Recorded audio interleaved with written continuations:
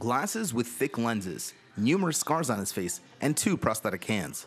Volodymyr Zhemchuhov was injured while protecting his home region of Luhansk from Russian militants. Almost from the very beginning of the occupation, he headed a partisan cell to help the so-called cyborgs who fought to defend the Donetsk airport. The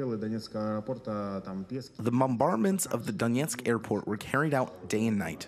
It was tons of artillery shells delivered directly from Russian territory through Ilyevsk. The only thing we could do was to lay demolition bombs on the roads and on the railway and explode them whenever there were vehicles carrying shells. Under Zhemchuhov's leadership, the partisans carried out 30 successful military operations in the Donbas. In a desperate situation, Volodymyr set a minefield explosion in order to avoid getting captured. There were so many situations where I could have died like 10 times, but it didn't happen. And it was so insulting that I just blew myself up in the minefield. So that's what it was. It was first of all sort of an insult, and I knew they would torture me, and I did not want to be a traitor. So this insult and the desire to die were my thoughts during the first days of my captivity. He did not succumb to torture or psychological terror from the militants, and this is how he earned the respect of security guards and cellmates while imprisoned by Russian separatists. The Ukrainians managed to survive in humane conditions during the imprisonment. Almost blinded with rotting wounds, shards coming out of me, sitting in absolutely unsanitary conditions. And then I completely shaved off my hair when I was released because I had lice.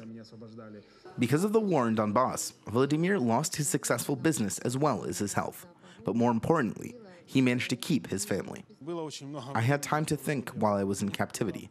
It's been a whole year. Family is really very important. In order to get her husband released from the militants' prison, Elena, his wife, wrote hundreds of letters to all possible institutions in Ukraine and abroad.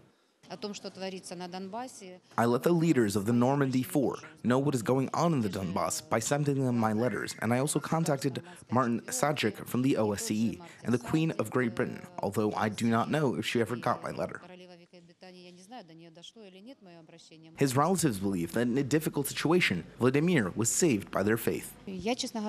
I honestly thought only about him then, that he was alive and he needed to be taken from there as soon as possible. The last letter sent from his family was transferred to the Museum of Ukrainian History in World War II. A certificate titling him a hero of Ukraine and a certificate of exemption issued in the LNR were transferred along with it. The museum plans on doing an individual exposition devoted to the patriot to educate future generations.